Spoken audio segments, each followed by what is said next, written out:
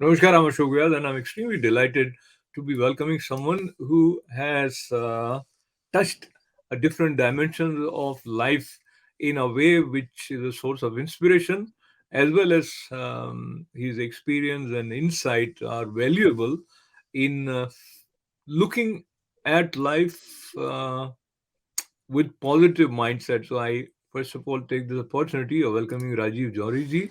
Namaste, Rajiv ji.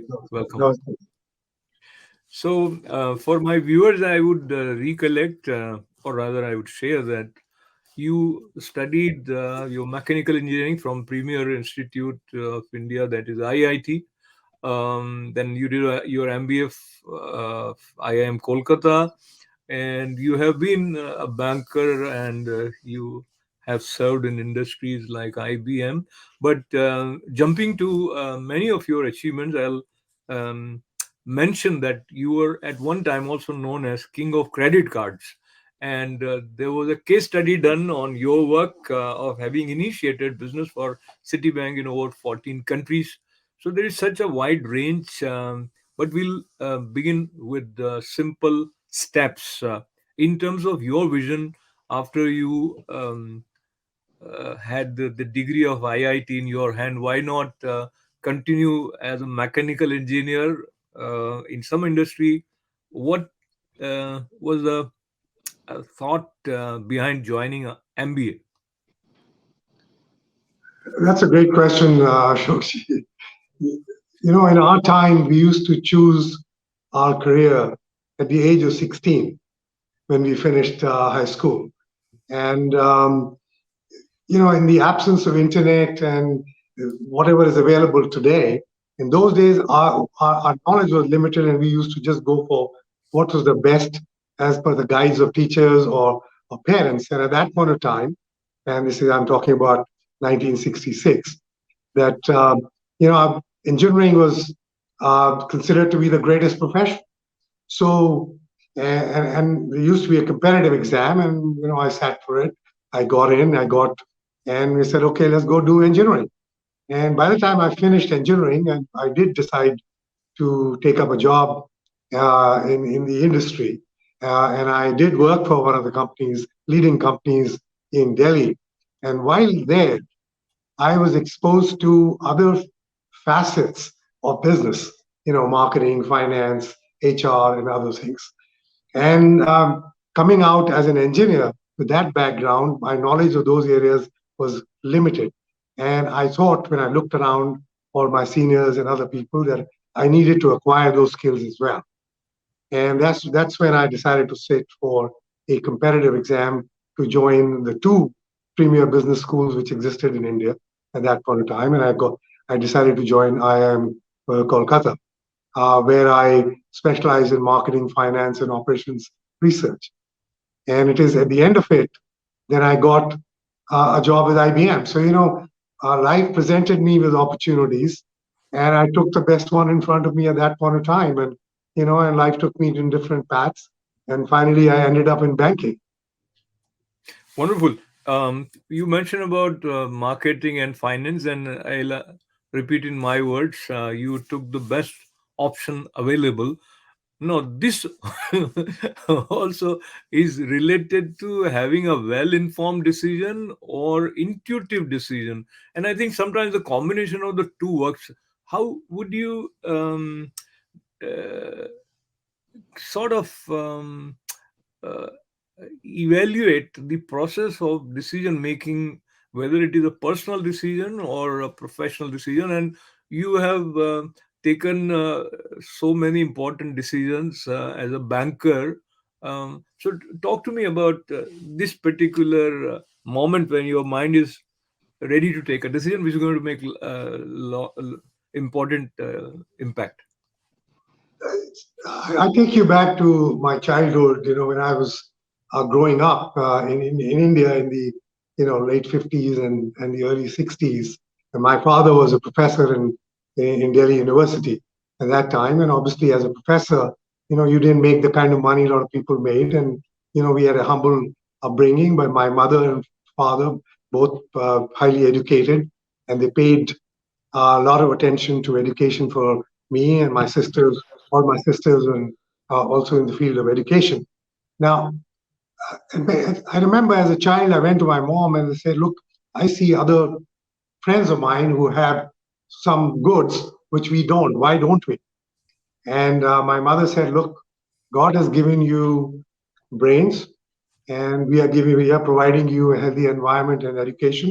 If you want something, work hard and go get it." So that kind of became a moving force for me. And every stage of my life, I found the most challenging thing. And God presented me with multiple opportunities to choose from. So once the opportunities came, I had to weigh, saying which seemed more challenging, because more challenging normally could be more rewarding as well. So I normally took the riskier options.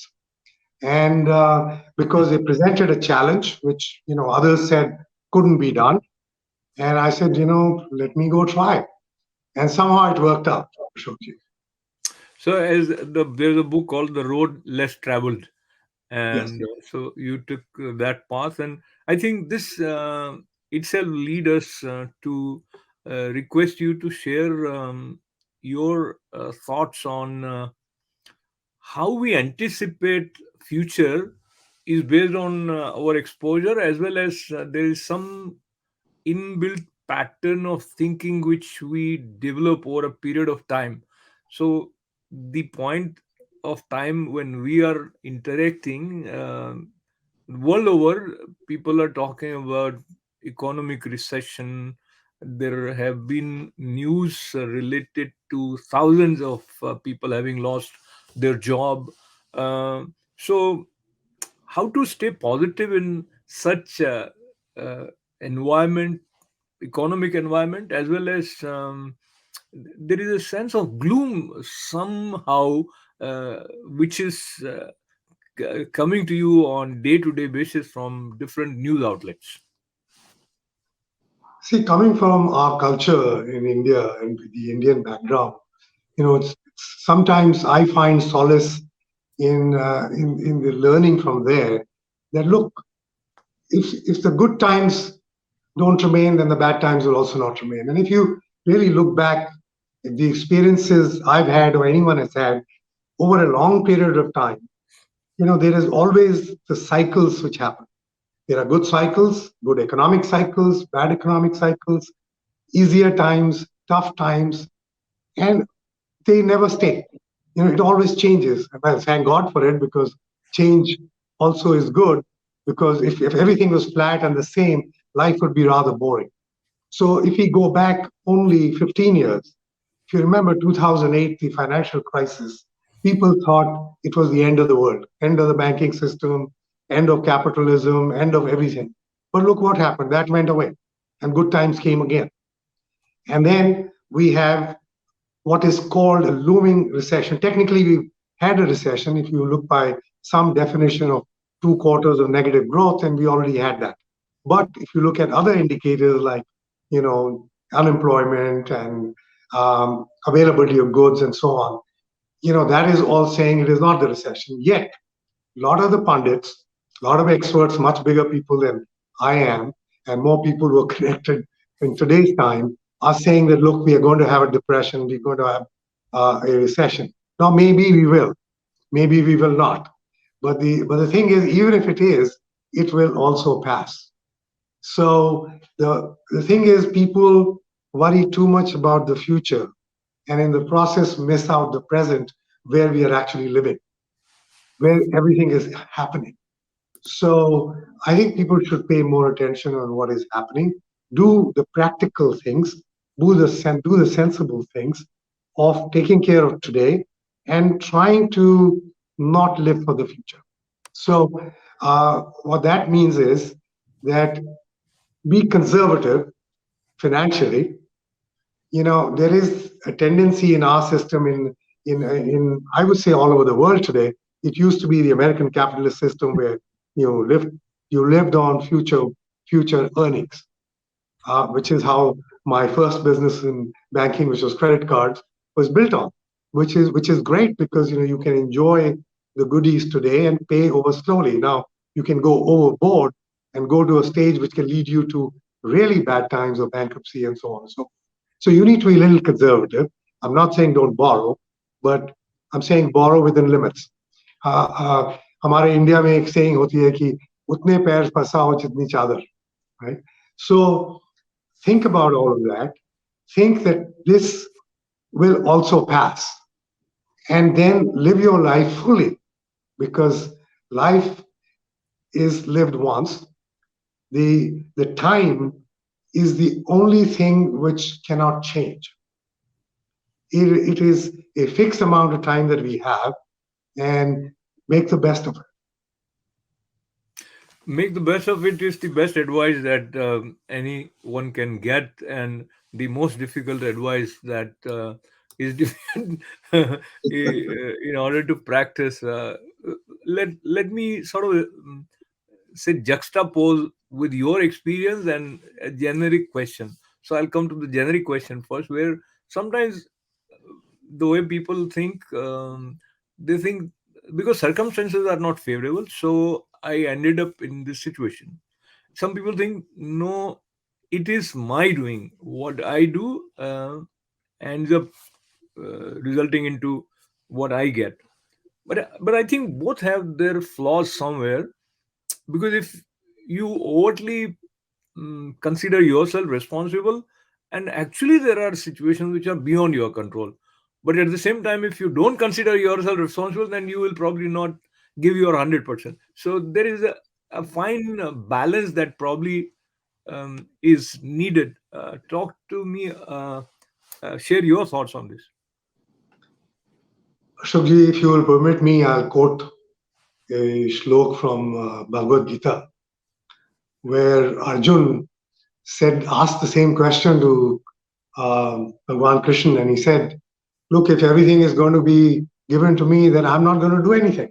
I'm just going to sit tight." And then to which Krishna says, "Nahi kaschit sharmapi jatu tishtati akarmakrit karyate yavash karma sarva prakriti jair gunehi." To translate that, he says that not even for a moment can you not do anything. Not even for a moment you can do anything other than what your true nature inside is. You will keep doing that. So to think that I will not do this or I can sit back is not possible. It's like breathing. We are breathing all the time without consciously doing anything. Our heart is beating like that too. In the same manner, everything that we do is happening. So to say I'm not going to do thing, the thing is not taking responsibility. Your question is very good, because if you don't take responsibility, then it causes mental stress and brings more agony to life. So you have to take responsibility. You have to work. You have to believe that you will keep working and hoping for it, but not only work, tying your effort to the result. Because two people grow up at the same time, one becomes King Krishna, the other is Sudama. So it doesn't mean that Sudama didn't make any effort. So effort will go on, and it's only the mind where you can create more stress, or whether I'm going to make this effort or not. The challenge is presented to you so that you can make the appropriate effort based on the skills you have, because everyone doesn't have all the skills, but you can use your skills to achieve better life, better situation than you're in. So, using your skill and your vision, now we'll go to your direct experience of conceiving of some ideas which were challenging. And as you said, you always opted for riskier options available. And so that decision making, when is related to your institution, let's say Citibank, was there anything that you would put in under this label, and here you were required to convince others also that this is the best path to move forward for, let's say, Citibank. And as I mentioned earlier, The title King of Credit Cards sounds like some upcoming movie's title. Maybe it could be James James Bond movie. But so you were dealing with different cultural environment. So it looks like there is so much that was needed your attention, including convincing your core team uh, of decision makers at Citibank. Yes, growing up in India, um, you know, my family comes from Uttar Pradesh, and we lived in Delhi. I grew up in Delhi, and even in Delhi, you have diversity. You have Punjabis, you have Sikhs, you have different religions. So we had a Muslim cook. I had a Christian nanny. So I was, and I had a Jewish teacher. So you grow up in a different cultural environment, and we knew, we celebrated every festival growing up. It didn't matter which religion it was from. So diversity was in our upbringing. I lived in Delhi, Calcutta, Mumbai, traveled all over India for the businesses that I was in. So dealing with different cultures is part of it. So when I was offered the opportunity to go to Indonesia, for example, or work in Hong Kong or Singapore or any of these countries, one had to deal with a different language, which one didn't understand. So I had to learn some new languages as well. Oh And wow! even then, communication wasn't at the same level because my knowledge was limited, and people Which would talk in languages? it. Which languages did you learn? So I learned the Indonesian Malaysian language called Bahasa. I had to learn a little bit of Cantonese as well when I was in Hong Kong. I used to go to China, so I learned. In those days, I've forgotten some of it. At those days, I learned some Mandarin as well. Wow. So you had to learn a little bit to feel a little at home with the people, local people you're dealing with. When I went to Australia, their accent is different. So to deal with them, so dealing with the Arabs in Middle East, because I started Wow. businesses there as well. So I started business in Dubai, in Saudi Arabia. So dealing with the cultural norms, respecting their local culture and introducing a business like credit card in there. For example, some of the Muslim countries, interest is haram. So how do you deal with that? You can't have a credit card business without interest rates. So working with the local teams, bringing in new ideas, and brainstorming on how we could do the business, adapting to the local environment, which I learned within India and took it outside. Now, doesn't mean it was easy. It was challenging. But overcoming the challenge is what motivated me. So I find it very fascinating. One, learning a new language is not easy, and it's not everybody's cup of tea. So let me hear something about how fast learner you were as far as languages are concerned. I mean, well, looks like it could take years, but you don't have that much time. I know you don't need to be sort of fluent to the extent that you are writing literature in that language. Still, uh, to interact with someone a little bit where they don't laugh at you, but there is a little communication happening. So, uh, give example of any language that you learned, say Bahas, the Indonesian setting. Well, in Indonesia, as luck would have it, they didn't speak English much except for a few people.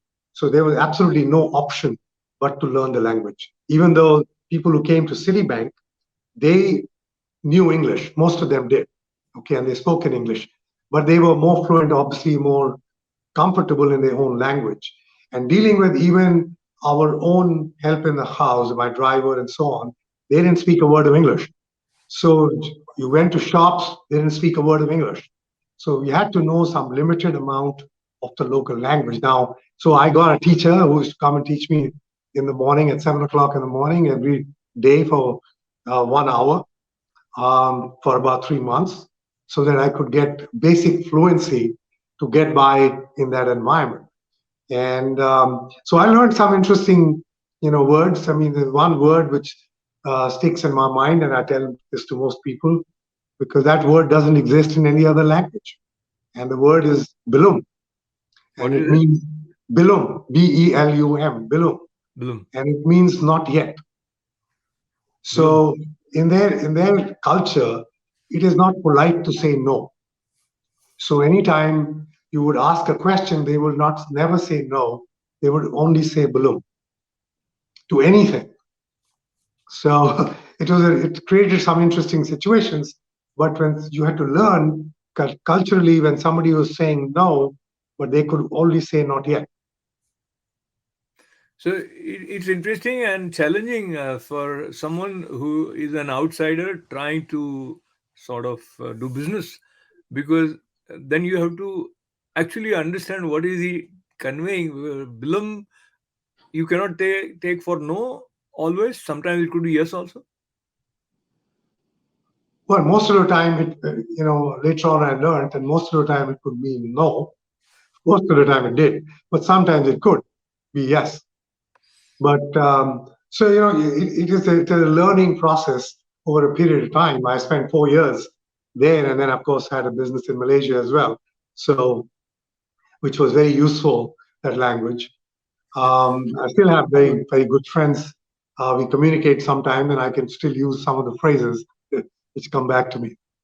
But it is, So it's something we learned in India itself, because even if you went from Delhi to Calcutta in those days, I mean, most people spoke only Bengali, so I had to learn Bengali as well to get by. wow. Um, and if you're living in Mumbai in those days, you had to learn some basic phrases in Marathi and Gujarati as well. So, at least some words to get by. But those places are a little easier than some others. So somehow time is definitely going to run out. You have such a wide range of experience. One question: how many countries have you lived in? Well, I lived in, you know, including the US. So, of course, I lived in India, then I lived in Indonesia, then I was based in Hong Kong, then I was based in Singapore, and then US. So that makes it 5 countries. And I've done businesses in all over the world. So, So, as we touched language, we were talking about taking riskier decision and having your team support you, especially when the first thought would be it's not going to happen. As you mentioned about the interest and the credit card and their cultural sort of opposition is it is visible written on the wall. So, how did you work on that? well, you had to work, you had to face the challenge, and it was just not the team, but it is also your senior people, who for them it was a small experiment.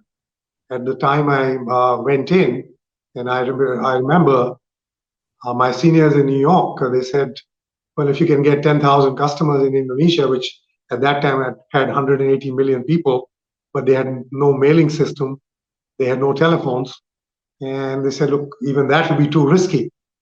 And I eventually they became a very big business. When I was there, they close to 200,000 customers at that time. So I had to convince my seniors as well that you can make that kind of investment profitably and manage the risk as well. So the challenge was both convincing your team, convincing your senior people, and then actually making it happen in an extremely difficult environment where the basic infrastructure didn't exist. And then it became one of the most successful businesses in the whole system.